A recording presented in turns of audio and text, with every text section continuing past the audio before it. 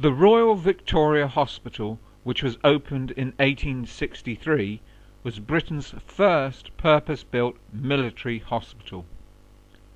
To some, the British Empire was built on a strength of character and determination which saw the nation emerge as the workshop of the world. This attitude was reflected not just, for example, in the architecture of the hospital, but in the way military authorities believed that training, morale and discipline could prevent shell shock, and did not maintain a psychiatric service until the Second World War. Local pressure groups that complained so forcibly about the demolition of the Royal Victoria Hospital in 1966 were in sharp contrast to those campaigning that it should not be built in the first place. On her return from the Crimean War, Florence Nightingale was able to highlight flaws in the design. She thought the small, cramped wards with few windows for natural sunlight and quarter-mile-long corridors raised concerns about ventilation and the spread of infection. The grand design was more concerned with appearance than the care and comfort of patients, and she unsuccessfully lobbied the Prime Minister, Lord Palmerston, to stop the building work until the design could be resolved.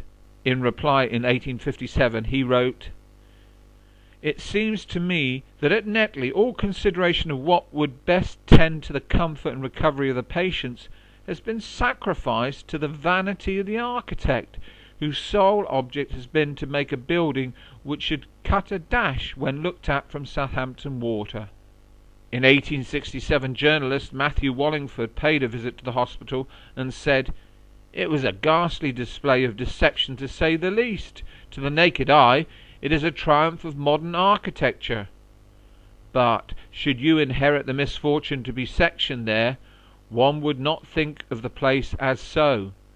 It is not so much as the greatest military hospital in the world, as much as it is a rather impractical waste of government finance."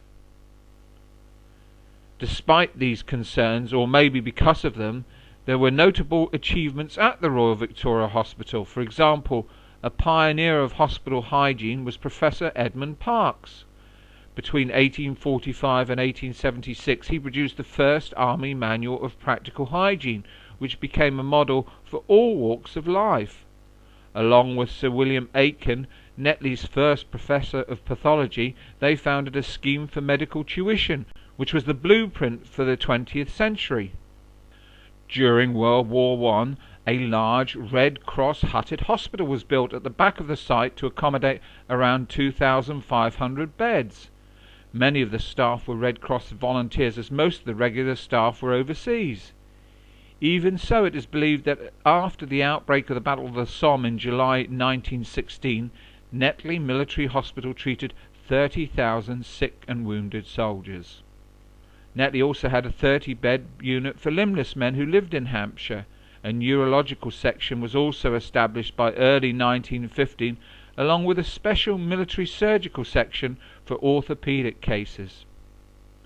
Original film footage shot by the Pathé brothers in 1917 documents the first purpose-built military asylum, with a capacity for 3 officers and 121 other ranks, known as D Block.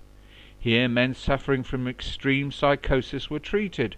1/2 of all men suffering from shell shock during World War I were cleared through or treated at Netley. The film, War Neuroses, depicts attempts to cure shell shock. However, new thinking and the evidence obtained from war pension files suggest that claims at the time overstated the effectiveness of these methods. The extended period between the Armistice and the Mental Treatment Act 1930 also suggests that the mental health was not a significant priority for the government. Shell-shock veterans benefited from special clinics, but many also experienced considerable difficulties in claiming pensions for psychological injury. And when the Second World War broke out, only 6 regular officers in the British Army had psychiatric training. Another significant aspect of the work of the hospital during this time that has not received public recognition is the sexually transmitted diseases, STIs, or the VD service, which became known as the college. In 1939, patients were forced to wear a white tab on their left shoulder.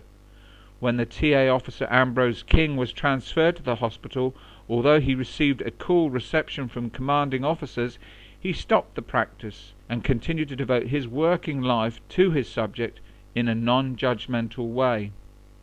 In 1944, the Royal Victoria Hospital became the 28th United States General Hospital prior to D-Day and treated over 68,000 patients.